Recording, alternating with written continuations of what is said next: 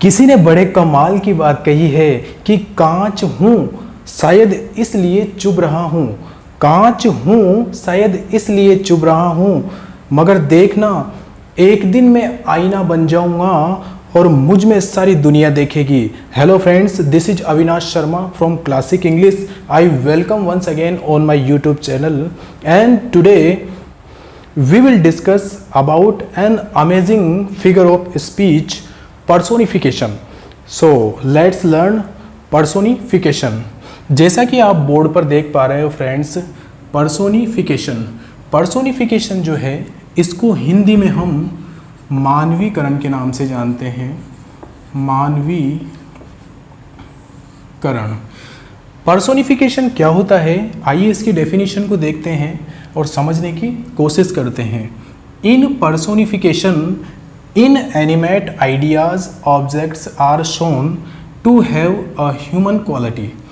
Personification में inanimate से means a friend निर्जीव। इनएनिमेट आइडियाज और ऑब्जेक्ट्स, जो भी निर्जीव विचार या वस्तुएं होती है, आर शोन उनको शो किया जाता है, एक्सप्रेस किया जाता है, to have a human quality, जैसे कि उनमें ह्यूमन क्वालिटीज़ है, मानवीय गुण मौजूद हैं।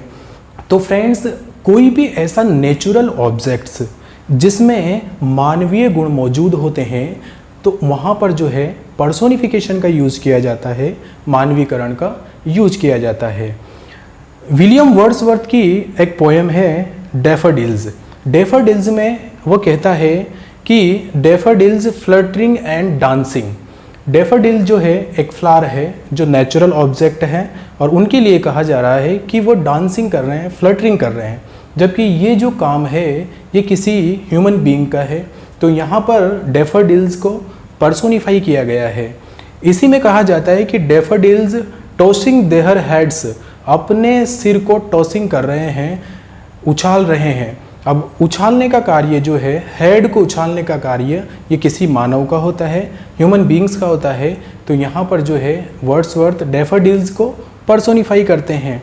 इसी तरह एमिली डिकन्सन की कुछ लाइन्स मुझे याद आती है। I could not stop for death but he kindly stopped for me.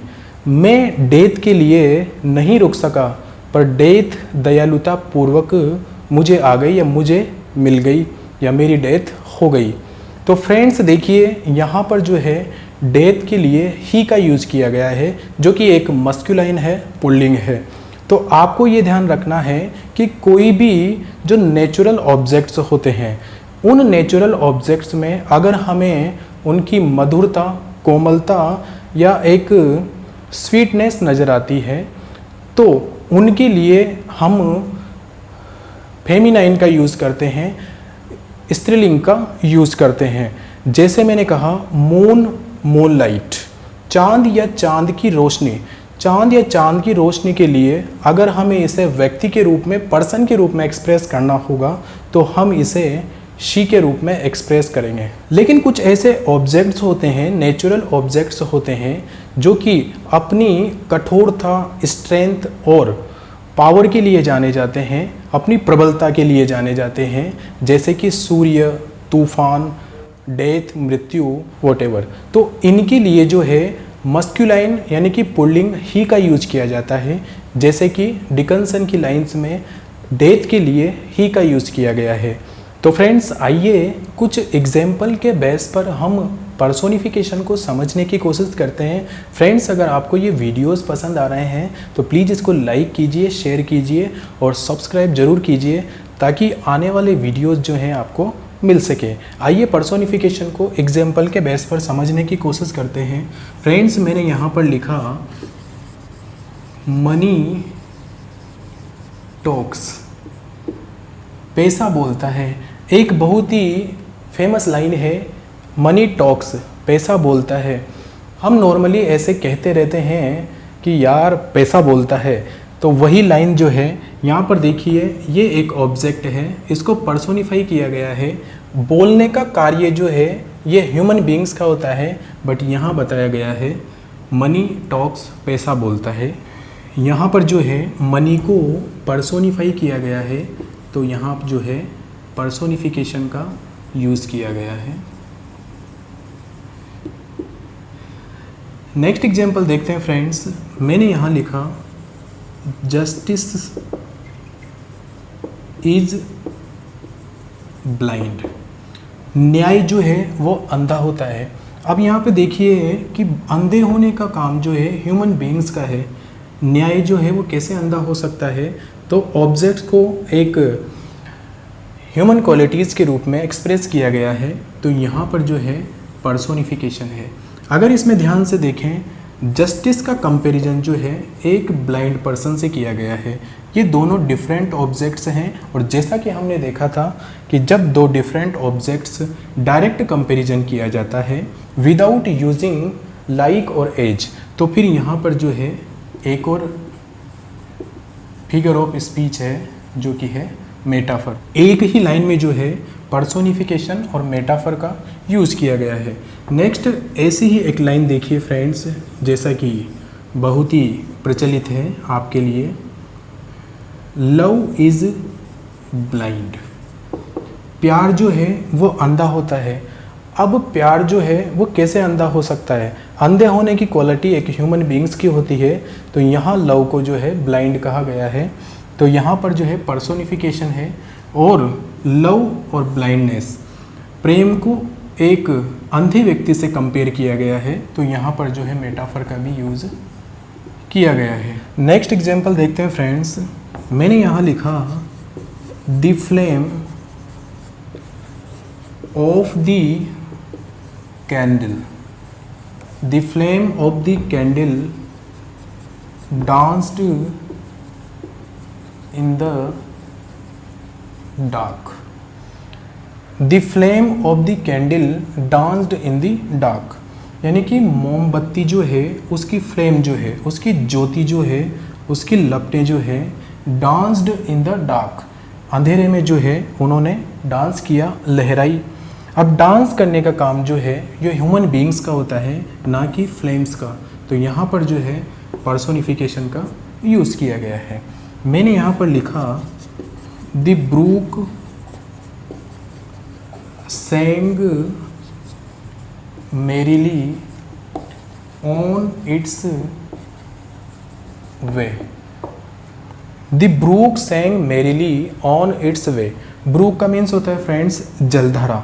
जो जलधारा है, फव्वारा जो है, sang merrily, उसने हैप्पीली प्रसन्नतापूर्वक गीत गाया, ऑन इट्स वे, अपने रास्ते। अब सेंग करने का काम जो है वो फव्वारा, जो कि एक नेचुरल निर्जीव इनएनिमेट ऑब्जेक्ट है, ये तो नहीं कर सकता। सेंग करने का काम जो है वो तो एक ह्यूमन बीइंग की क्वालिटी को शो करता है, तो यहाँ ब्रूक को जो है वो पर्सोनिफाई किया गया है, तो इसमें जो है मानवीकरण का यूज़ किया गया है। आइए फ्रेंड्स कुछ और एग्जाम्पल लेते हैं और पर्सोनिफिकेशन को समझने की कोशिश करते हैं।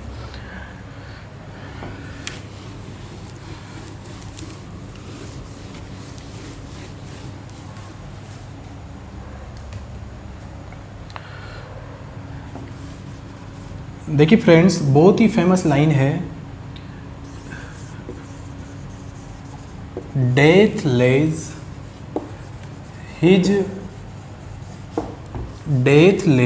His icy hands on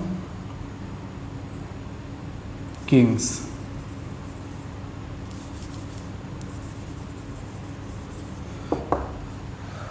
death lays his icy hands on kings, यानी मृत्यु के जो क्रूर हाथ है, मृत्यु के जो क्रूअल हैंड्स है, वो किसी राजा पर भी पड़ सकते हैं। यानी कि मृत्यु जो है यहाँ तक कि एक राजा को, एक किंग को भी नहीं छोड़ती है।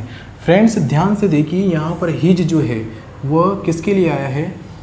ये डेथ के हैंड्स के लिए आया है। और डेथ को हमने देखा था कि जो भी नेचुरल ऑब्जेक्ट्स होते हैं जो कि अपनी स्ट्रेंथ के लिए जाने जाते हैं, अपनी कठोरता के लिए जाने जाते हैं, उनके लिए जो है मस्कुलाइन प्रोनाउन का यूज़ किया जाता है। इस वजह से यहाँ पर हिज का यूज़ किया गया है और यहाँ पर पर्सोनिफिकेशन का यूज़ किया गया है।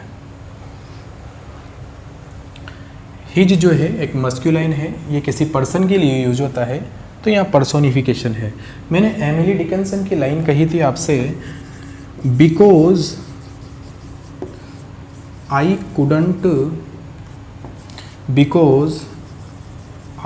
Could not stop for death, he kindly stopped for me. Because I could not stop for death, he kindly stopped for me. यानी कि मैं मृत्यु के लिए नहीं रुका, बट वह दयालुता पूर्वक मेरे लिए रुकी, यानी कि मुझे मृत्यु आ गई, ऐसा डिकिंसन कहती है। फ्रेंड्स, इसको ध्यान से देखिए, यहाँ पर जो है डेथ को एक्सप्रेस करने के लिए ही का यूज़ किया गया है। ही स्टॉप्ड, वह रुकी। अब ये जो डेथ है ये कोई पर्सन तो नहीं है जो रुका, रुकने का काम जो है एक पर्सन करता है, तो यहाँ पर जो है पर्सोनिफिकेशन का यूज़ किया गया है। फ्रेंड्स, अगर इसमें ध्यान से देखें तो यहाँ काइंडली वर्ड का यूज़ हुआ है। अगर मान लो हम इसे देखें, किसी को अगर मृत्यु होती है, किसी की मृत्यु होती है, तो मृत्यु का एक नेचर होता है कि उसमें जो है एक क्रूअल्टी होती है, एक क्रूरता होती है। मृत्यु कभी भी दयालुता पूर्वक नहीं आ सकती है। तो यहाँ पर हम ध्यान से देखें तो एक विरोधाभास क्रिएट हो रहा है, और मृत्यु जिसके की नेचर क्रूअल होती है उसको एक काइंडली वे में एक्सप्रेस किया गया है।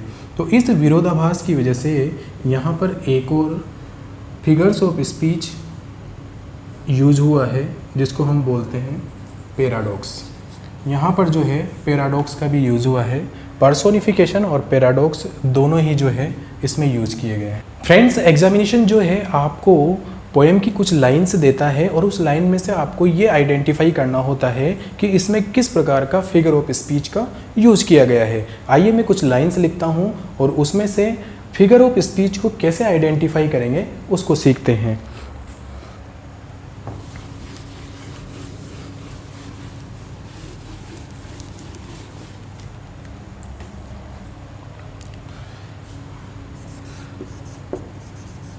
It is